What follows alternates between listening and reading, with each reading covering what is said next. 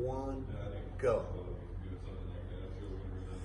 Hello, it is the paragon of pugilistic punditry, Matt Granahan, and I am sitting with a young lady that was nicknamed by Mr. Billy Stanek, the preacher's daughter, Anna Crutchfield. Anna, how are you? Doing well, how are you?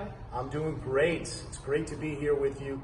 Now, Anna, I want to give the fans a little bit of background. You were born in Indiana. Yes, sir. And you lived there until age 7? Yeah, around that. And then we moved to Travelers Rest, South Carolina. Travelers Rest, out in the upstate, outside of Greenville. And share some memories growing up as a preacher's daughter. Oh my goodness. Well, there was definitely a lot of ups and a lot of downs. Church was our entire life growing up. I just remember my youngest memory, I guess, my latest memory was my dad was a youth pastor when we first moved to South Carolina, youth pastor at this huge Baptist church in Travelers Rest. And I remember building little forts out of cardboard boxes, and me and my brother would play in those for hours while my dad was in meetings and stuff like that. But yeah, we were always in the church 6-7 days a week. We were there. Awesome. Now, your faith obviously has been important to you throughout your life? Yes, of course. Yeah, Excellent. It's the biggest part of my life. Excellent. Now, you took that faith with you to the combat sports, and it was at the age of 12, and am I correct, that the sweet science of boxing was how you started out in the combat sports? Yes, sir. What did your father, a lifelong preacher, how did he feel about you getting into the combat sports? Oh, my dad was my biggest supporter, biggest fan. From day one, he was boxing. Yeah, this is what we're gonna do. Awesome. Did you grow up in a boxing family? Was he a boxing fan? I didn't. My dad actually wasn't a boxer. My grandfather, he was a boxer. He boxed for a little bit. But it was really just to stay in shape. I was a cross country and track runner in middle school. So it was really just it started off just to stay in shape for that, and the off season little fitness boxing almost. And then after the first time I sparred, fell in love with it. I was like, yep, this is what I need to be doing. This is so much fun. I can hit this girl. I don't even get in trouble for this. This is where I need to be. So how old were you when you started competing?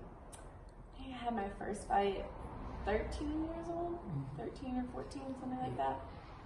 So you went from there in boxing. First of all, share some memories for your early boxing career. Let's talk about your first fight. Do you remember your first boxing fight? I remember my first fight like it was yesterday. So me and my boxing coach, he always he wanted to perfect me before he put me in there. And he's like, we're not going to worry about perfecting all the punches and everything. I want you to worry on moving your feet. Stay moving that way, because if you're moving, she can't hit you. If you're not there, you can't be hit. And the jab and the cross. That's it. So I knew a 1-2, and I knew to move my feet in a feint. So my entire first fight, I threw literally, I think, all jabs and 2 right hands, and I won. Awesome. I was feint, jab, and I just move. And I was jab, jab, jab. And every time coming in, he was just jab, and a jab. So I was okay. And my left arm was just going, the whole time. And then I think I threw in the 3rd round. I felt comfortable enough to throw a right hand, and I was yeah, that landed. I'll throw another one. That was it. Awesome. So you're victorious in your first boxing fight. You're continuing in boxing. What was the transition to kickboxing? When did that come for you? So I was actually kind of in between training. I didn't really have a gym to train at the time. My coach was training me at a warehouse, this old strength warehouse, and I went to do a it was a TV show or a news segment, and it was called the Fight Club. So I was there with all my belts, and it was all boxing. And I saw Steven Thompson and Ray Thompson walk in. And then I'm sitting there, my dad leans over and he's like, "That's Wonder Boy." And I was like, "What? Who is that?" He's like, "It's Wonder Boy. He's a UFC fighter." And I was like, "No way!" And then he was like, "Cool belts." He starts talking to me.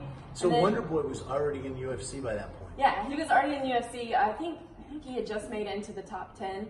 He wasn't at the very top yet, but he was in the UFC, and he started talking to me about the belts and stuff like that. And he's like, we do kickboxing. You should come try us out sometime. And I didn't have a gym, and I was starstruck.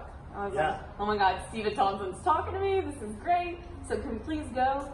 So we went, and I went there just to box. And they're like, we don't do just boxing here, but they brought in a coach for me to just train hands. And then eventually, like, I start seeing everybody else is doing kickboxing, and Mr. T's like, that's where you're going to end up, right? Yeah. Now, you're not talking about the Pity the Fool, Mr. T. No, wrong Mr. T. Now you're talking Mr. about Thompson. Mr. Thompson, Yes. who was a renowned in karate. Stephen Thompson's dad. And Stephen Thompson, for fans that are outside of South Carolina, he came out of the upstates. He actually fought a friend of ours, Jeremy Jones, that I mentioned earlier, as he was coming up in his career. And I would say, alongside of Sarah McMahon, he's probably the biggest name fighter to come out of South Carolina. Yeah, for sure. He's an awesome person. Inside the cage, outside the cage, he's amazing. So your primary coach for kickboxing was Stephen and his dad? Yes. Yeah, awesome. So it still is. My head coach is Mr. T, and then Stephen's on the team, like, with us, so we're on Team Pitch Black, but he also helps coach, like, all the time. Excellent. And that's Upstate Karate? Yes, sir. Awesome. So talk about your kickboxing career. You won a world championship. You were 11